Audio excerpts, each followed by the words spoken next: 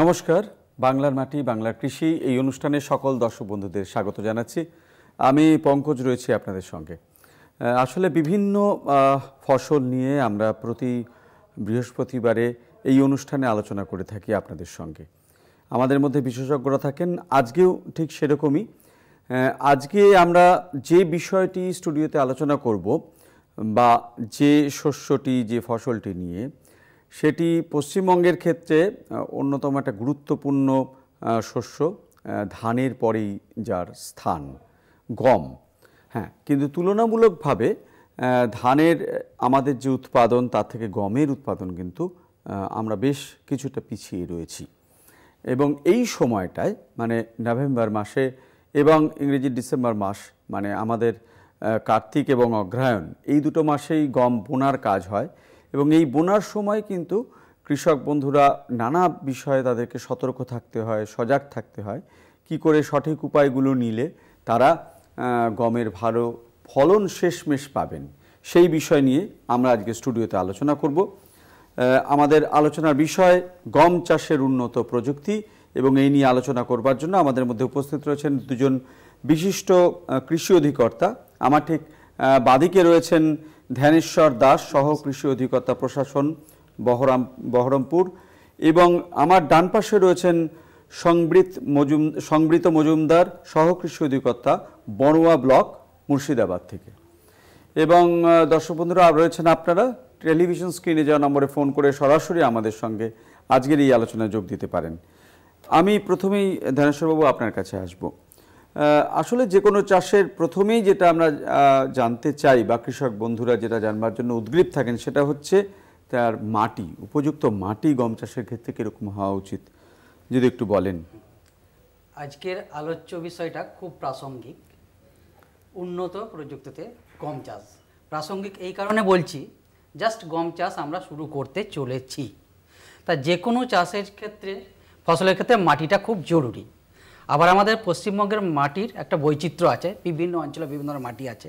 আবার পশ্চিমবঙ্গের সব জেলাতেই কম বেশি গম চাষ হয়ে থাকে। আমাদের এই রাজ্যে প্রায় 190,000 হেক্টর জমিতে 590,000 মেট্রিক টন মতো গম উৎপন্ন হয়। এবার মাটি, ভালো মাটি বলতে, উপযুক্ত মাটি বলতে, যদি জল নিকাশি ব্যবস্থাযুক্ত দোআঁশ মাটি, এঁটেল দোআঁশ, বেলে দোআঁশ মাটি গমের পক্ষে খুবই ভালো। কিন্তু তা সত্ত্বেও দেখবেন যে কিছু ল্যাটারাইটিক সয়েল আছে, লাল মৃত্তিকা আছে, সেই অঞ্চলেও কিন্তু গম ভালোভাবে চাষ হয়।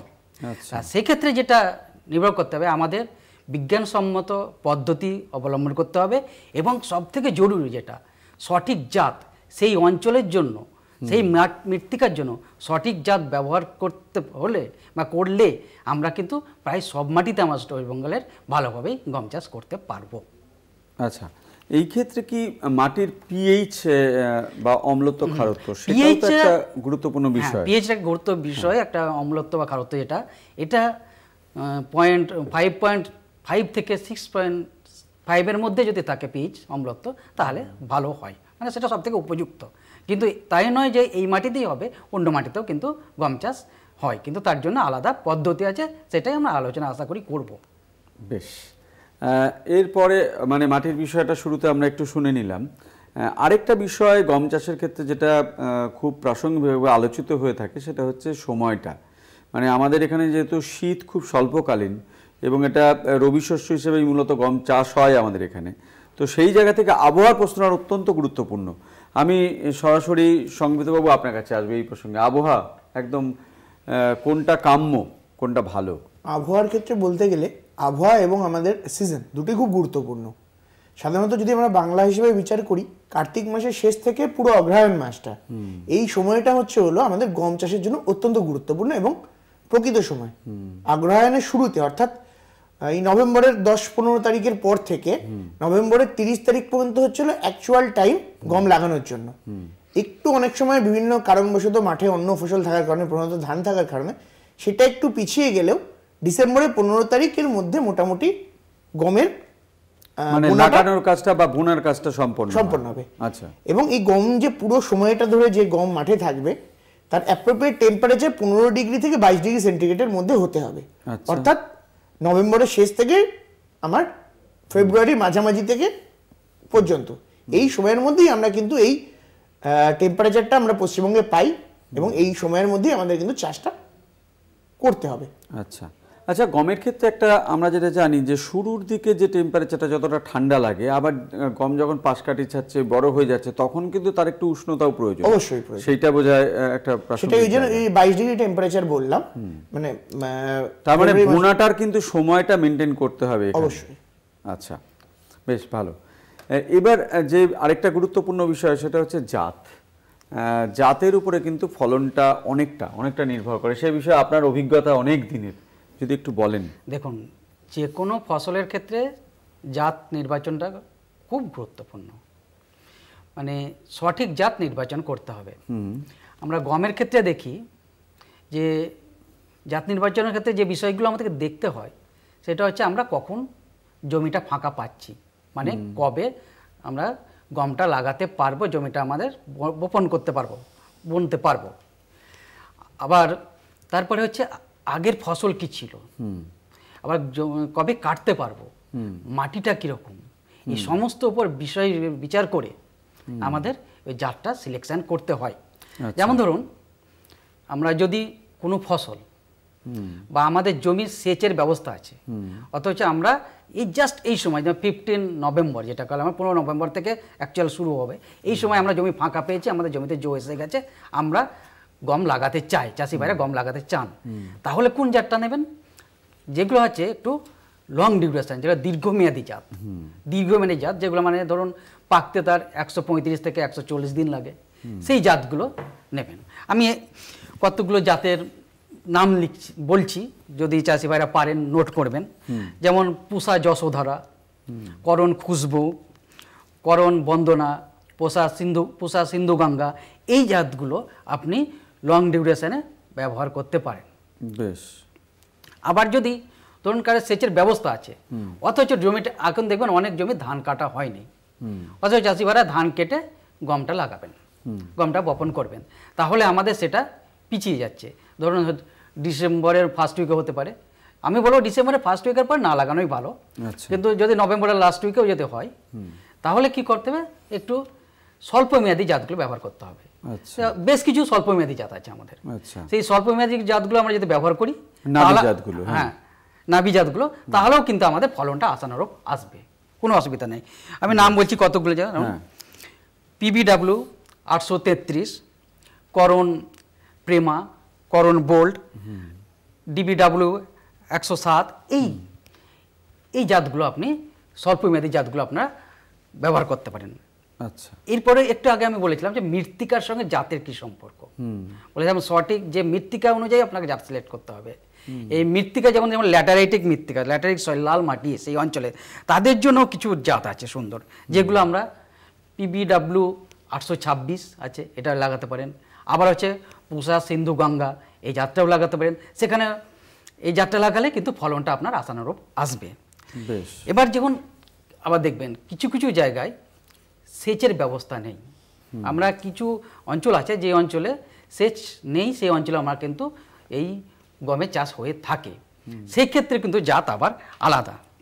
যেমন পুষা সৃজা বলে একটা জাত আছে, পুষা পুরভিকা বলে একটা জাত আছে, করণ সৃজা বলে জাতটা আছে, আর পুষা পুরভিকা, এই দুটো জাত লাগাতে পারেন। আবার আরেকটা দেখবেন যে জাত নির্বাচনের ক্ষেত্রে চাষিরা বেশিরভাগ ক্ষেত্রে কিছু জাত আছে দীর্ঘদিন ধরে ব্যবহার করে যাচ্ছেন, যেমন হচ্ছে সোনালিকা, UP 262, সেই আমরা যখন 98-এ দেখেছি তখন থেকে এই জাতগুলো ব্যবহার হয়ে আসছে। এগুলো কিন্তু পাল্টে নেওয়া দরকার, এইগুলো অবশ্যই পাল্টে নেওয়া দরকার।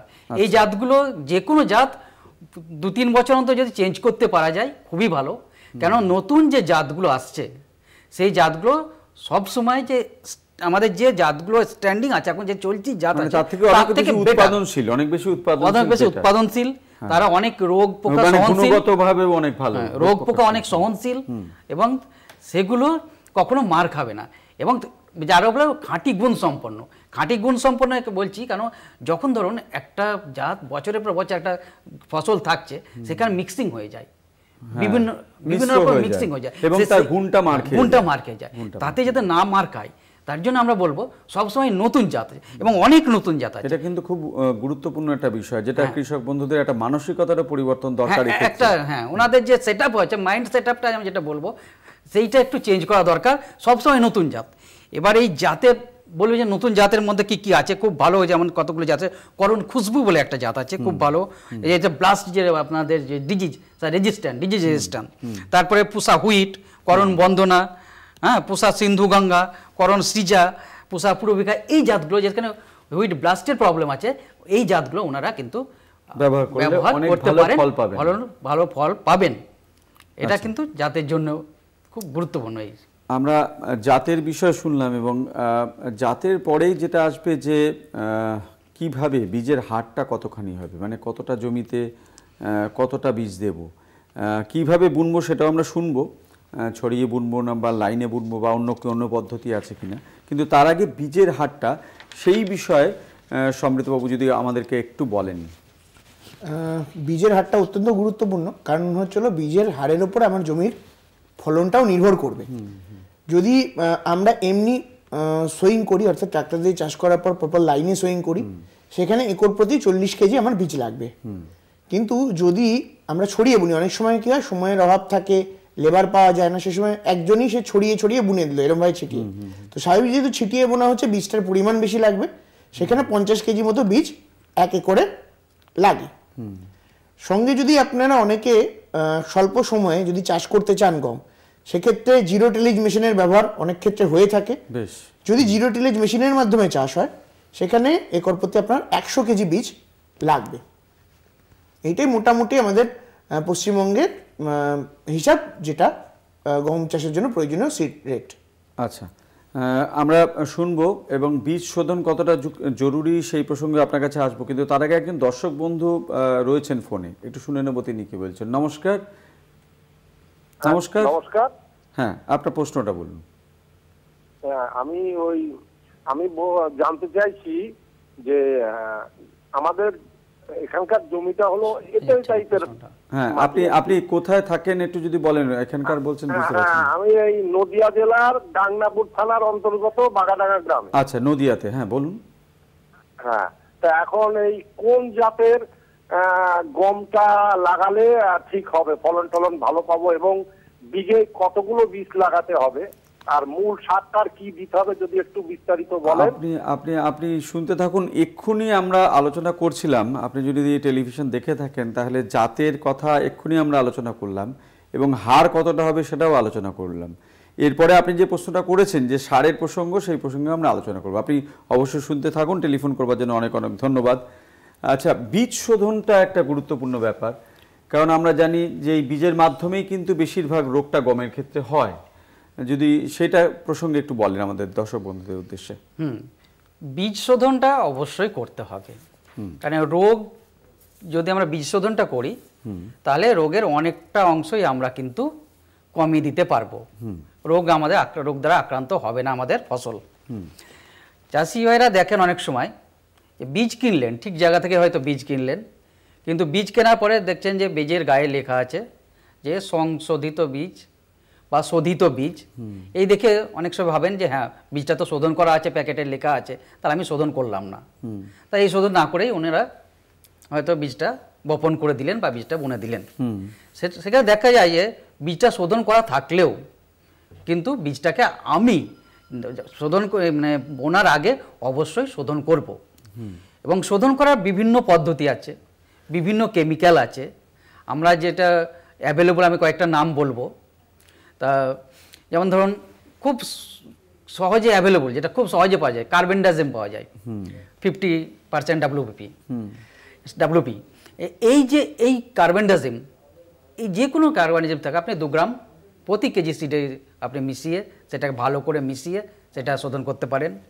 তারপরে আপনার না হলে আপনি আরও একটু ভালো যদি করতে চান, কার্বক্সিন 37.5%, হ্যাঁ, তার সঙ্গে থাইরাম 37.5%, দুটো মিশিয়ে এই যে কম্বিনেশানটা পাওয়া যায়, এটা হচ্ছে 3 থেকে 4 গ্রাম প্রতি কেজি বীজের জন্য আপনি মিশিয়ে বীজটা শোধন করতে পারেন।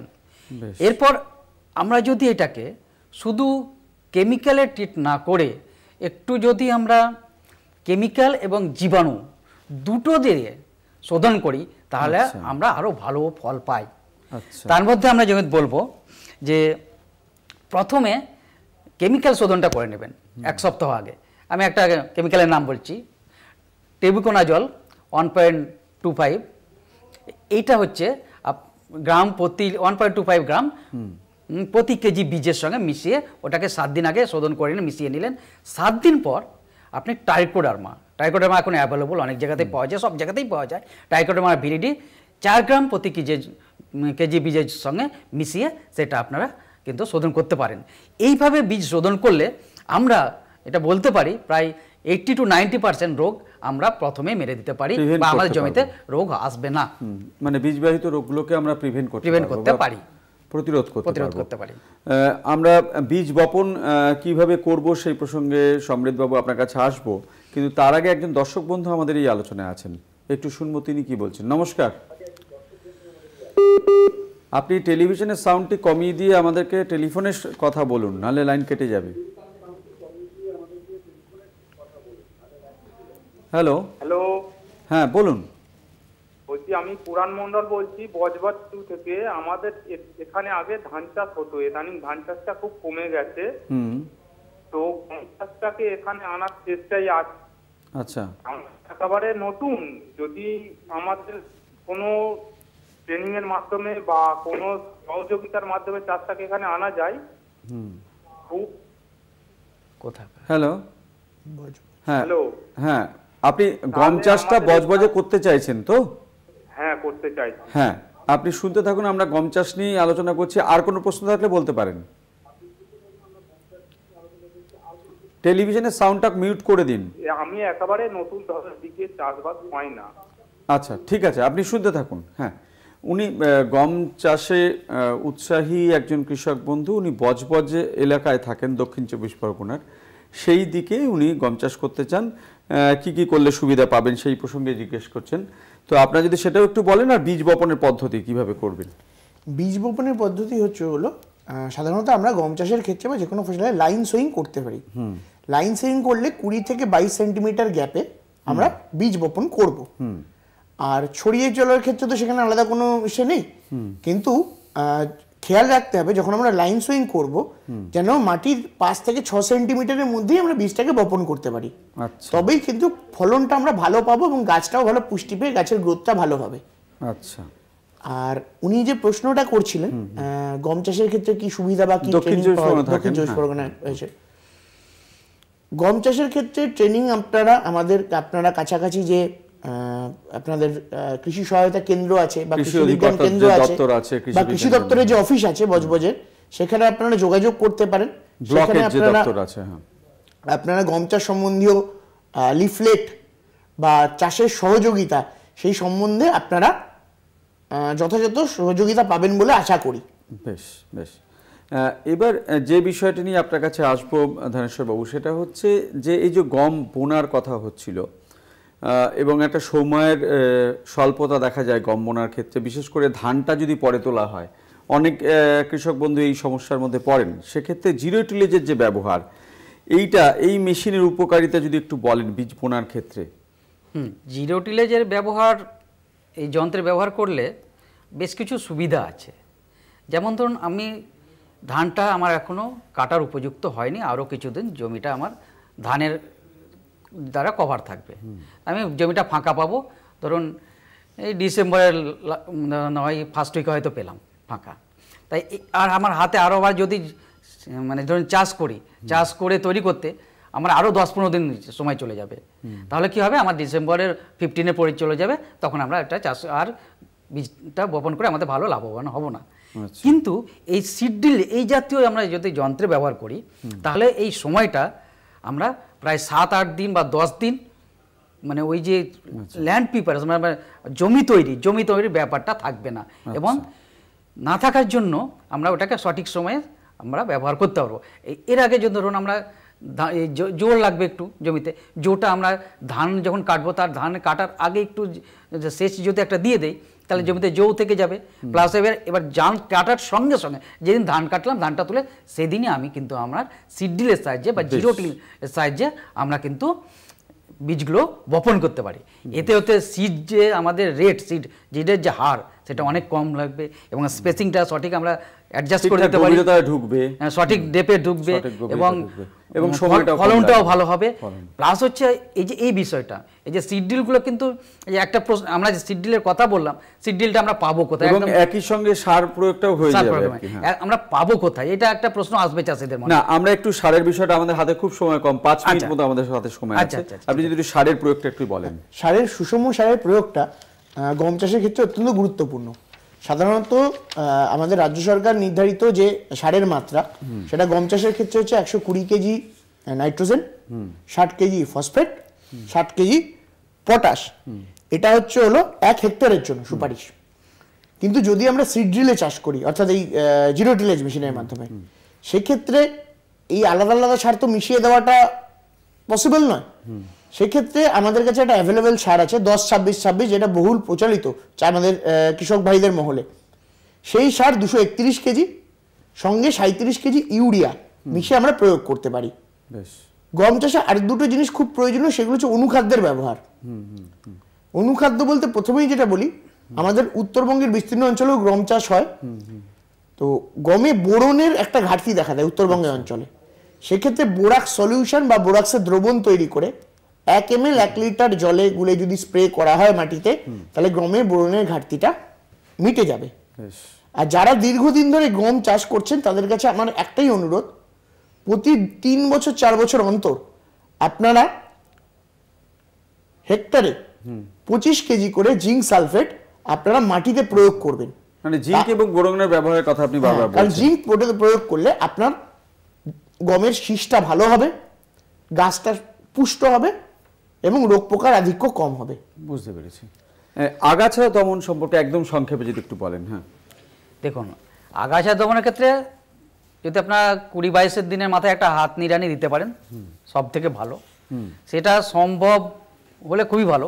তবে সেখানে একটা প্রবলেম আছে, কিছু ঘাস আছে যেগুলো প্রায় ছোট অবস্থায় গমের মতোই দেখতে, সেগুলো চেনা খুব মুশকিল। আমরা হয়তো চিনতে পারবো, কিন্তু চাষি অনেকে হয়তো চিনতে পারবেন না।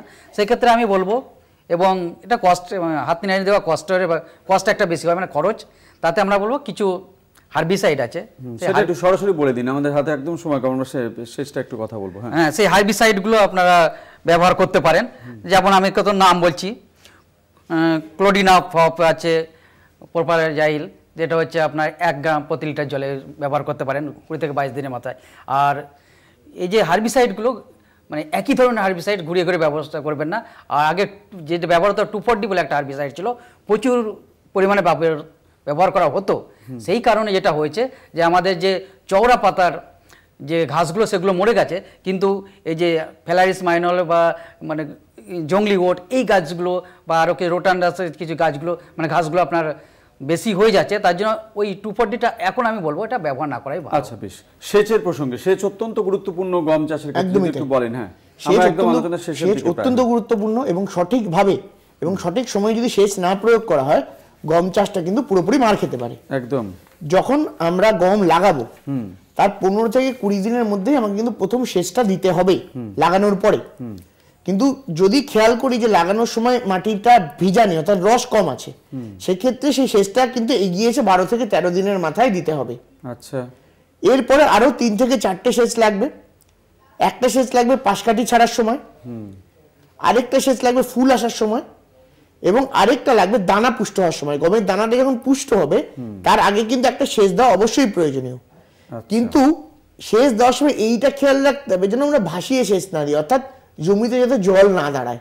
আচ্ছা। যদি জমিতে জল দাঁড়ায় সেটা কিন্তু গমের জন্য অত্যন্ত ক্ষতিকর। আচ্ছা। তাই সেচ দিতে হবে 4 বার থেকে 5 বার, কিন্তু দিতে হবে পরিমিত পরিমাণে, মাটি যাতে ভেজে কিন্তু মাটিতে যাতে জল না জমে থাকে। আচ্ছা, তাহলে দর্শক বন্ধুরা, আজকে বাংলার মাটি বাংলার কৃষি এই অনুষ্ঠানে একটা বিষয়, যে উন্নত প্রযুক্তির মাধ্যমে যে গম চাষ বিষয়ে আমরা আলোচনা করলাম, তা থেকে বেশ কতগুলো পরামর্শ আমাদেরকে বিশেষজ্ঞরা দিলেন। সেগুলোকে যদি আমরা পুঙ্খানুপুঙ্খভাবে মেনে চলতে পারি, তাহলে কিন্তু গম চাষে আমরা যে উৎপাদনের জায়গায় যতটা পিছিয়ে আছি সেই ঘাটতিটা আমরা পূরণ করতে পারবো। এবং এখন আপাতত আমাদের নিজেদের চলে যাওয়ার মতো গম উৎপাদন আমরা করতে পারি, কিন্তু ভবিষ্যতে রপ্তানির জায়গাটাও কিন্তু আমাদেরকে খুলে দেবে বলে আমরা আশা করতে পারি। আজকের মতো বাংলা মাটি বাংলা কৃষি অনুষ্ঠান এই পর্যন্তই। নমস্কার।